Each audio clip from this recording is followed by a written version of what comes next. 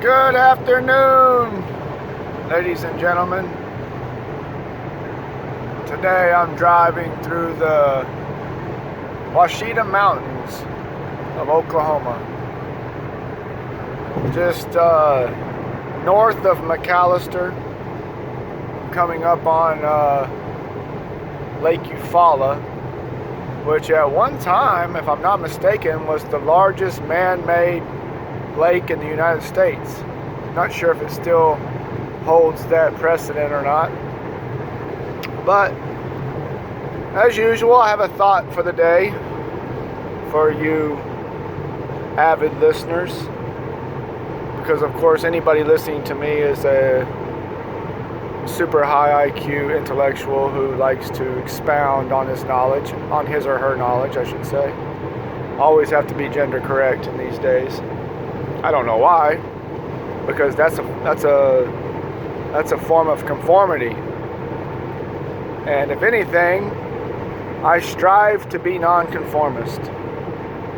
Conformity is for losers, in my humble opinion, or should I say, in my arrogant opinion. But today, what I wanted to share with you is the concept of a bucket list and its relevance. So much in life do we focus on old age, IRAs, retirement, paying off debt. It seems to all be financially focused, which makes sense. Be it that we reside in a capitalist system. So in the state of capitalism, everything, capitalism or the dollar trumps everything. But what I want to say is that from an individual perspective, the number one list or number one thing you should get in order isn't your finances, isn't your IRA, isn't your debt consolidation, isn't anything to do with money. The number one thing should be a bucket list.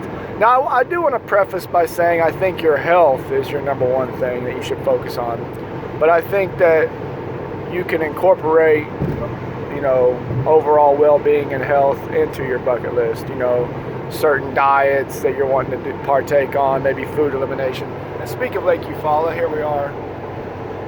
Again, at one time, this was the largest, and it might still be, I'm not positive or not.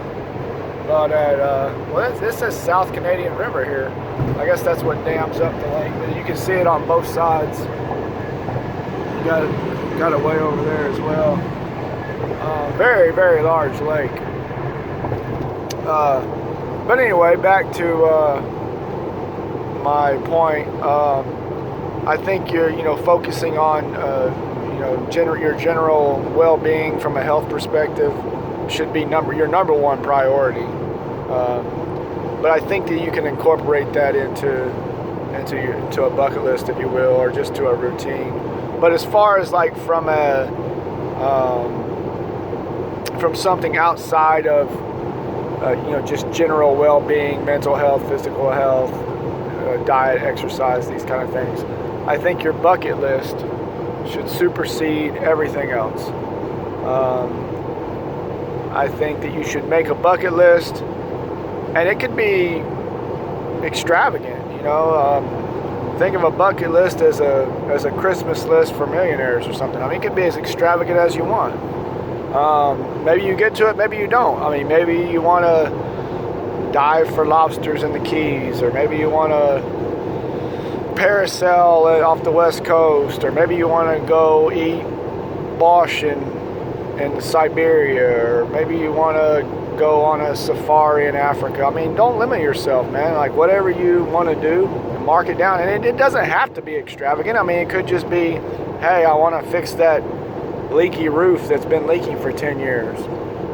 But make a bucket list, and anytime you find yourself in a monotonous situation where you have time to kill, work on that bucket list, man. Like, jobs come and go, and for that matter, life comes and goes. But that's kind of the idea, that life's short, man. And, I kind of trip out on people who are just like, Oh, got to make that money, got to make that money. And then you ask them what they're going to do with the money, and they don't have an answer. Again, it's just a capitalist mindset. It's a systemic thing. And I'm not making fun of these people. I'm not mad at anybody who wants to chase money. But at the end of the day, you got to ask yourself why you're chasing money. If you're chasing money to create generational wealth, then fine.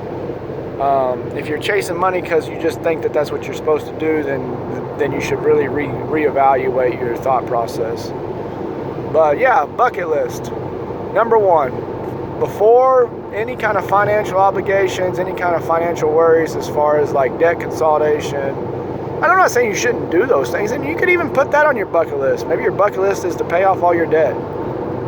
But make a bucket list, and don't put 2 things on there. Put 20 at least, 30, 40. Any kind of traveling things you've ever wanted to do, any kind of physical well-being things you've ever wanted to do, relationship things. Just make your bucket list your to-do list and start checking them off, man, just one by one. Hey, I want to go see Mount Rushmore. And just, man, when you got 2 days, just go do it, man. Hop in your car and just go do it.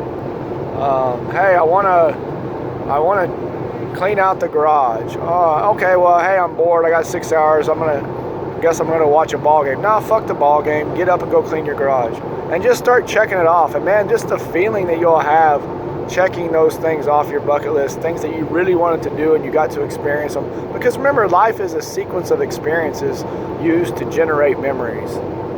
That's what life is. Life is a memory generation machine, and based on experiences. So, man, fuck the job, fuck the ball game, fuck the new episode of Yellowstone. Man, you can catch all those things. I mean, I'm not saying don't watch Yellowstone. I'm gonna eventually get around to watching season 4 when it comes out at the library too. But it's gonna be in a time when I don't have anything else to do. Or maybe I'll put that on my bucket list. But yeah, just take an inventory, man. You get an inventory of things you want to do and make it happen, man. And just watch how much better you feel about yourself. Look, there's a beautiful view of, can't really get the view in right here. I'm having problems, but you can get the view of Lake Eufaula coming once I come around this. You can kind of see it out there. But anyway, that's the 411 for the day, man. Make a bucket list and check it twice. Y'all have a good day. God bless.